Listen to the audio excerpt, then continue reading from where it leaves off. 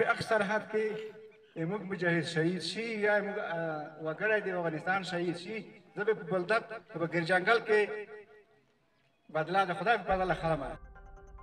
د افغان او پاکستانی حکومت ترمنځ شدید اختلافات، پاکستان سخت وارخطا او د تیرې ورځې راهیسې لسګونه پوځیانو ته مرګ ژوبله اوښتې ده.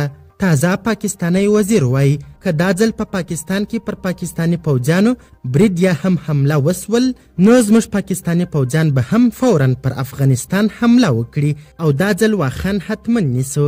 د پاکستانی حکومت د دغه څرګندونو په غبرګون کې د اسلامي امارت د ملي دفاع وزارت هم خبرداری ورکړی چې که چیرې یو ځل بیا پر افغانستان د حملې کوشش وکړي نو موږ هم بیا پاکستان ته داخلیږو او یوه شدیده جګړه به ونښلي.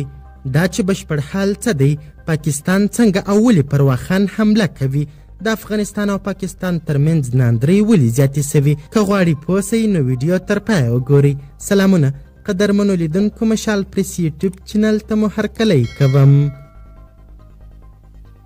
د پاکستان د بلوچستان ایالت د اطلاعاتو وزیر جان اڅکزي خبرداری ورکړی که وسلوال یو ځل بیا له افغانستان څخه په دې هیواد برید وکړي پاکستاني پوځیان به په افغانستان برید وکړي. جان اڅکزي ګواښ وکړ چې پاکستان به د واخان دهلیز له منځه یوسي او په دې سره به له منځنۍ اسیا سره وصل سي. هغه په خپل اکس باندې لیکلي که په پاکستان کې بل ترهګریز برید ترسره سي طالبانو ته له مخکې خبرداری ورکړل سوی دی چې پاکستان به په چټکۍ سره افغانستان ته ننوځي او د واخان دهلیز په نیولو سره به مستقیما له منځنۍ اسیا سره وصل سي. د پاکستاني حکومت د دغه ډول اخطارونو په غبرګون کې د افغانستان د اسلامي امارت د ملي دفاع وزارت هم دغه هیواد ته ګواښ کوي او ویلي دي چې هیڅ چاته پر افغان خاوره د تیري او تجاوز اجازه نه ورکوو. تازه د اسلامي امارت د حکومت د لوی درستیز مرستیال پاکستان ته ګواښ کوي چې نور دې له دوی سره زور نه ازمایي. د افغانستان د محلي رسنیو د راپورونو له مخې ملي خان صدیق پرون د لوګر په خروار ولسوالۍ کې یوې ولسي غونډې ته ویلي دوی کولی سي د پاکستان او بل هر ګاونډي برید ته مقابل ځواب ورکړي. هر همسایه چې موږ سره زور ازمایي که پاکستان دی که بل دی زه وایم زور ازمایلو ته ضرورت نسته. سمه ده چې موږ به له دې ځایه اسلام آباد ونسو ویشتلی او داسې شی به نه وي راسره، خو چې هلته ماته په سلمترۍ کې پروت وي والله که ژوند راڅخه وکړي. صحیح ده، دې ځای نه موږ اسلام آباد نه وولو، دا شی به نه وي ورسره، خو چې هلته ماته په سلمترۍ کې پروت وي والله که هغه خو ژوند رانه وکړي د خدای په فضل باندې. دغه څرګندونې داسې مهال کیږي چې پاکستاني الوتکو د تیرې دوشنبې سهار وختي په خوست او پکتیا کې ځینې سیمې بمبار کړې او ادعا یې وکړه چې د تحریک طالبان پاکستان هدفونه یې ویشتلي دي.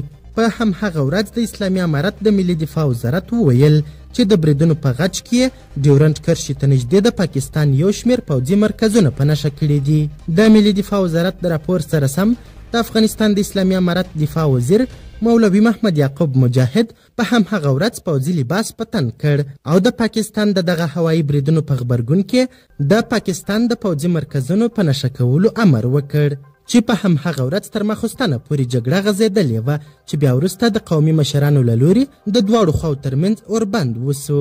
همدا اوس تازه په ډیرۍ اسماعیل خان کې د پاکستاني پوځ پر موټریز کاروان د وسلوالو برید او ځانمرګي برید په پایله کې 4 پاکستاني ځواکونه وژل سوي او 20 نور ټپیان دي. د پاکستاني چارواکو په وینا پوځي کاروان په ډیرۍ اسماعیل خان کې روان و چې تر وسلوال برید لاندې راغی او وروسته یو بریدګر ځان ته چاودنه ورکړه. قدرمنو لیدونکو، د ویډیو له کتلو مو نړۍ مننه. د لا زیاتو او نورو لحظه پر لحظه خبرې مطالبې لپاره زموږ همدغه مشال پریس یوټیوب چینل سبسکرایب کړئ.